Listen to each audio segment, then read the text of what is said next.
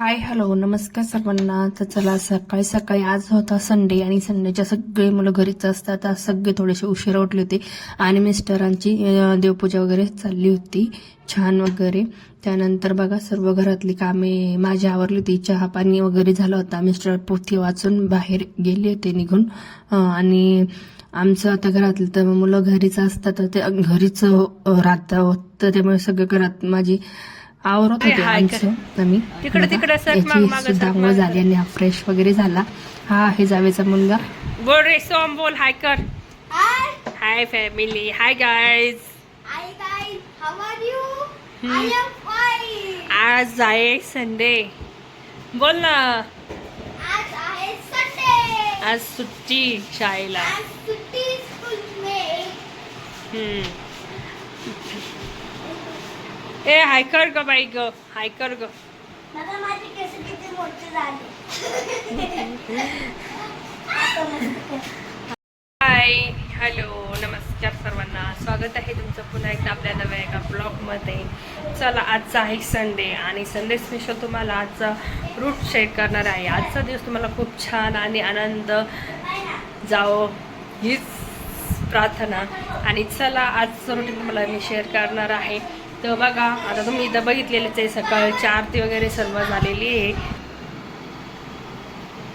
तर आज संडे आणि संडे स्पेशल आता सर्व रात्री कामावरली आता हे सर्व क्लीन करायचे. सर्व इकडं दाखव सगळं डबे हे सर्व काढायचं आणि सुद्धा क्लीन करून घ्यायचं आहे मला. तर डब्याची क्लिनिंग करायची, क्लीन करायची.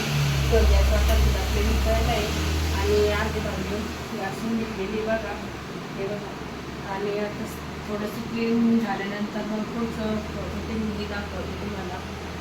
थोडेसे साफसफाई करायची कारण पावसाळा असल्यामुळं घराची साफसफाई अजिबात होत नाही आहे. आणि पावसाळ्यामुळे कसं होतं लगेच फंगल इन्फेक्शन होतं पूर्ण वस्तूंना किंवा भांडेकुंड्यांनाही.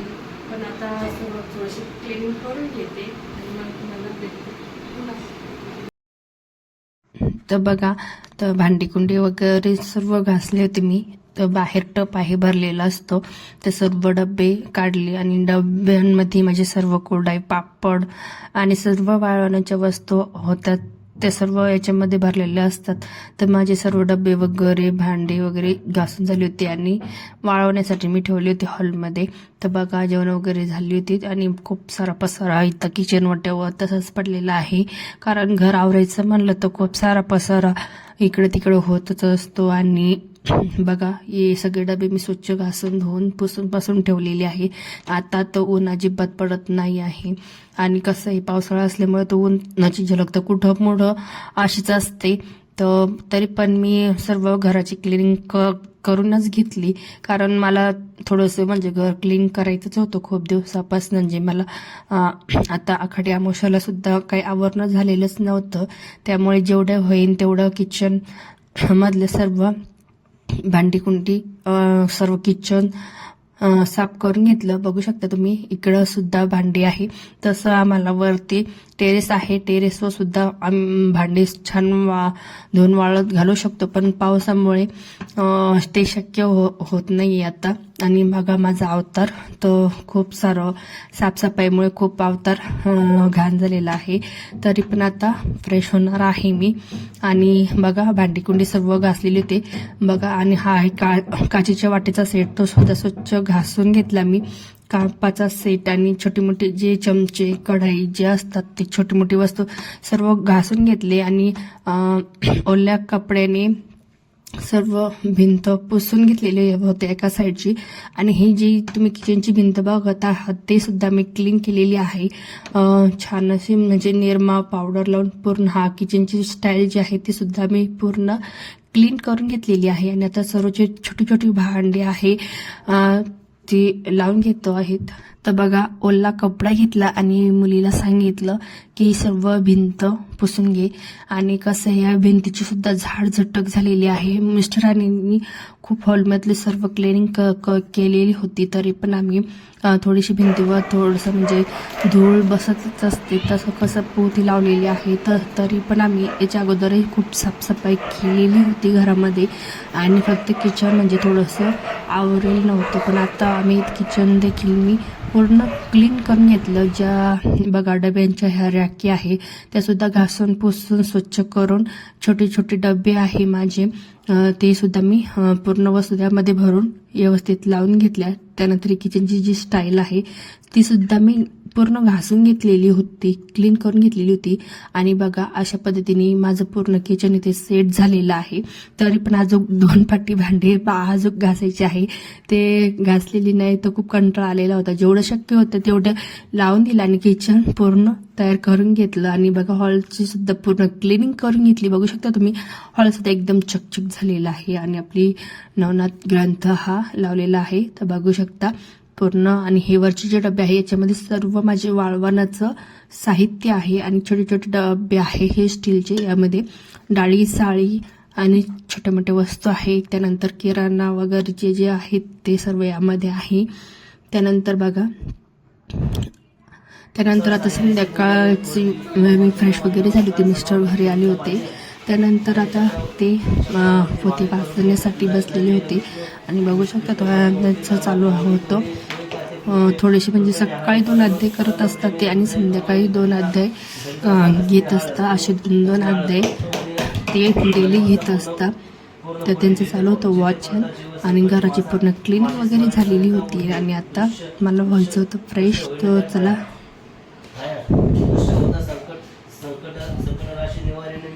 बघा छान अशी मी फ्रेश वगैरे झाली होती, कारण घराची खूप घाण झाडझटक भांडीकोंडी आवरून खूप अवतार घाण झाला होता. त्यानंतर बघा यांची पोती वाचून झाली होती. त्यानंतर यांची चालली होती आरती.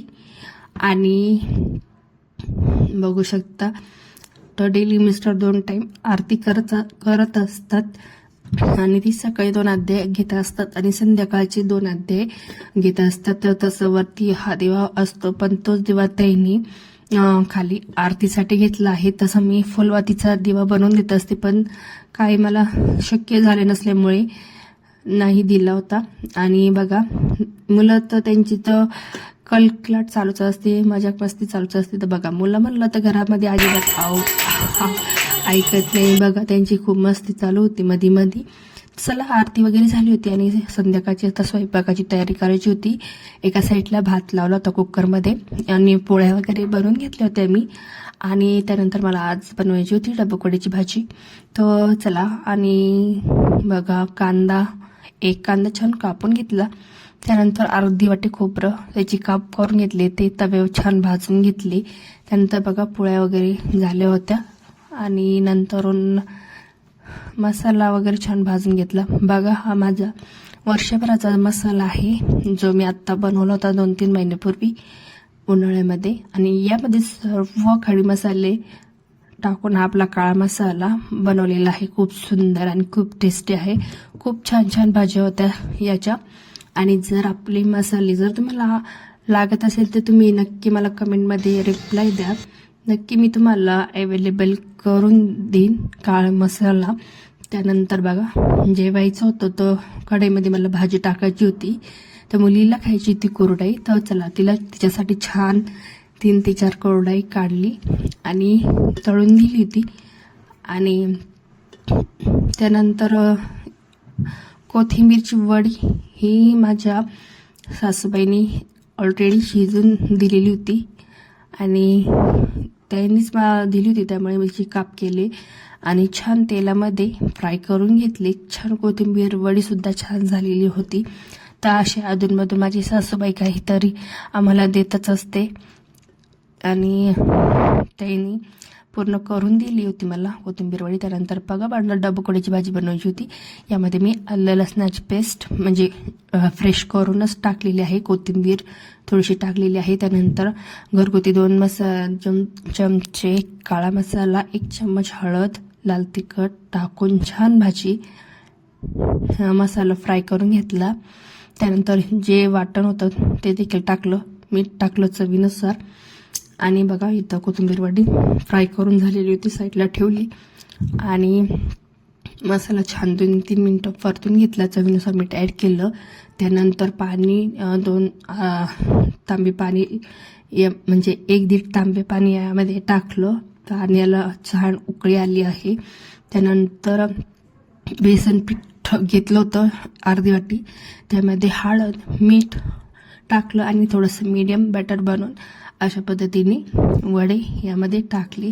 हे वडे आपल्याला गार पाण्यामध्ये नाही टाकायचं आहे, तो हे आपल्याला उकळत्या पाण्यामध्येच म्हणजे उकळत्या मसाल्याच्या पाण्यामध्ये आपल्याला हे वडे शिजवायचे आहे, जेणेकरून छान भाजी होते. त्यानंतर बघा देवाला नैवेद्य बनवून घेतला.